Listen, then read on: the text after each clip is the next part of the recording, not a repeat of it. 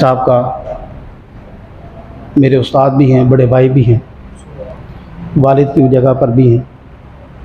और ये मेरा ख़्याल है कि मेरे लिए तो बाइस तरबियत जगह है कि मैं आके इनको सबक सुना के जाऊँ। वगरना जितनी अहादीस सुना दी हैं इन्होंने, आधी भी आपको याद रह गई तो आप दर्जा ऊला या सानवी के तो आप बन जाएंगे। और दूसरा खराज तहसीन मैं इस बात पर पेश करता हूँ कि मैं जब नमाज़ पढ़ रहा था तो नमाज के बाद मुफ्ती साहब ने ऐलान किया कि आज इमाम अली मकाम की याद में महफिल का इनकाद है। मैंने देखा कोई साथी बाहर नहीं गया। ये बरकत है, रहमत आपके ऊपर, अल्लाह और उसके रसूल के यहाँ आपकी मंजूरी है। बल्कि मैं नौजवान देख रहा हूँ कसरत से यहाँ मौजूद है, वगरना महफिल का सुन लो तो बाहर जाके थोड़ों पे बैठ जाएंगे, जैसे लंगर तकसीम होगा हाजिर हो जाते। लेकिन ये हुसैनी लंगर जो पहले आप ले रहे हैं, अल्लाह अकबर कबीरा। और दूसरी जिस चीज़ की शिद्दत मैं महसूस कर रहा हूँ, मैं पिछले तकरीबन 5-7 साल से 2-3 साल विजिटिंग पढ़ाया, मुझे परमानेंट पढ़ाते हुए तकरीबन 5 साल है। यूनिवर्सिटीज़ के तलबा में जो सबसे ज़्यादा कमी हमें महसूस होती है वहाँ पर, वो ऐसे बच्चों की होती है जैसे दानियाल बेटा यहाँ पर इंग्लिश में स्पीच करके गया है। हमारे उलमा का किरदार, हमारे उलमा की कुरान और सुन्नत पर गिरफ्त, उसका कोई सानी नहीं है। लेकिन जहां से हम मार खा जाते हैं वो अंग्रेजी जुबान है। लोगों तक अपना पैगाम पहुंचा नहीं सकते। मैं गांधी को पढ़ रहा था तो गांधी बड़ा स्कॉलर बंदा था, हमने शायद कभी उसको वैसे पढ़ा नहीं है। गांधी जब साम्राज्य अंग्रेजों के खिलाफ खड़ा हुआ तो उसके पास कुछ लोग थे, बहुत कम साथी थे, तो उसने उन्होंने कहा कि मेरे पास इस वक्त कोई मिसाल नहीं है मां सिवाय हुसैन के कि मैं हुसैन की मिसाल तुम्हें पेश करूं। जिस तरह किबला मुफ्ती साहब फरमा रहे थे कि यहूदी ईसाई किसी भी मकतबा से हो, फिक्र हुसैन सिर्फ मुसलमान के लिए नहीं है, वो हक और बातिल के दरमियान फैसला करने के लिए। आज मैं सिर्फ 2 से 3 गुजारिशात करूंगा क्योंकि ज्यादातर मुफ्ती साहब ने बयान फरमा दिया है और आप सुनते भी रहते हैं। इमाम अली मकाम का घराना उस घराने से है, ताल्लुक और आपकी निस्बत उस घराने से है कि जहां पर अगर मैं बैठा हूं, मेरा उस्ताद आ जाएगा तो मैं खड़ा हो जाऊंगा। अब इस बात की जरा चाशनी को महसूस कीजिएगा कि हम जिसका आज जिक्र कर रहे हैं उसका जिक्र फर्श पर हम कर रहे हैं और अर्श पर रब्बे जुल जलाल फरमा रहा है। और ये कोई जज्बाती जुमला नहीं है। मैं जहां जिस लाइन में हूं वहां पर जज्बात की कोई कदर नहीं होती। या कुरान पाक की आयत का तर्जुमा सुनाया मैंने आप अलैहिस्सलाम की रज़ी अल्लाह ताला अन्हु की निस्बत उस घराने से है कि जहां पर अगर मैं बैठा हूं, मेरा उस्ताद और मुर्शिद आ जाए तो मैं खड़ा हो जाऊंगा, और अगर मेरे बड़े भाई के मुर्शिद आ जाए तो मेरा बड़ा भाई भी खड़ा हो जाएगा। और यहां पर जितने बैठे मेरे बुजुर्ग, मेरे दोस्त, मेरे भाई, मेरे साथी मौजूद हैं, आप सबके मुर्शिद आ जाएं, अगर आप बैठे में तो आप खड़े हो जाएंगे।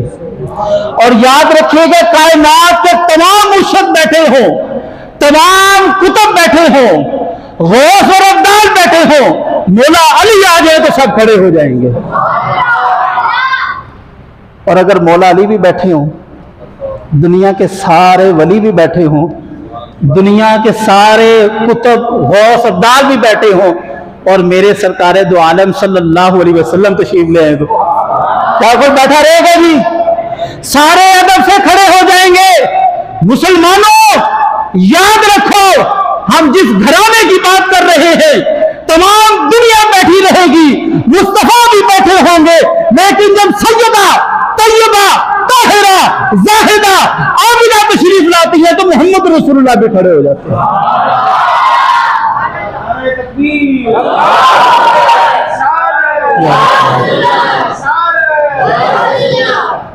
हम जिस घराने की बात कर रहे हैं वहां पे दो जहानों के सरदार भी खड़े हो जाते हैं।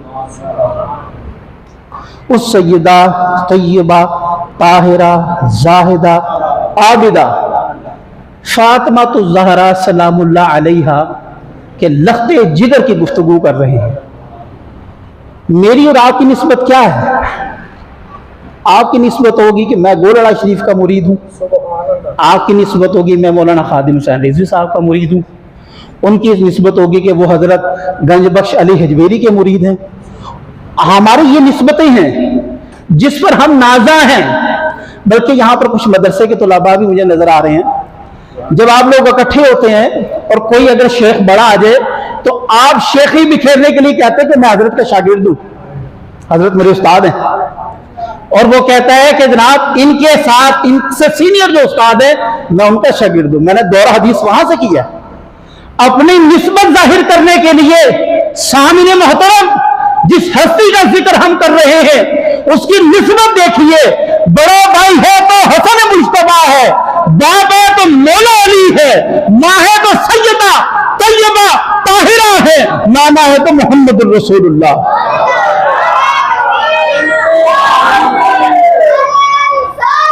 या रसूलुल्लाह।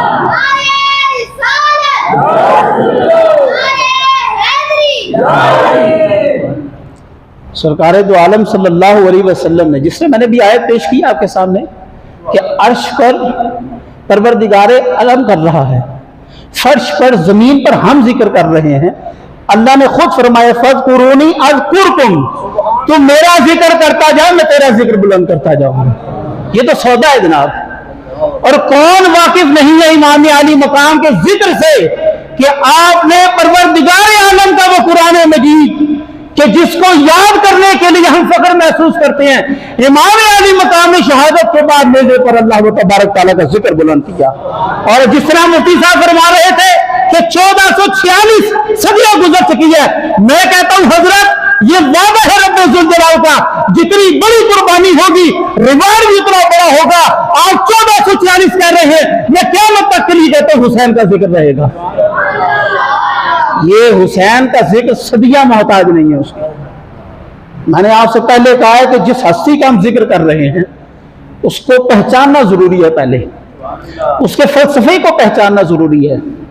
हमारे यहाँ एक रवायत बनती जा रही है, मैं भी इस नुक्ते नजर पे आता हूं कि फिक्र हुसैन क्या है, पैगाम हुसैन क्या है।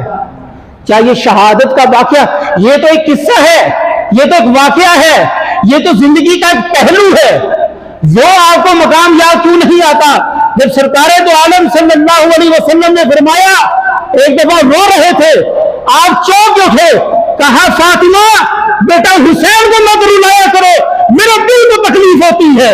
ये मुस्तफा का प्यारा हुसैन था, और वो हुसैन के जिसके बारे में आपने फरमाया कि ये मुझसे है और मैं हुसैन से हूं। इस बात को समझने की जरूरत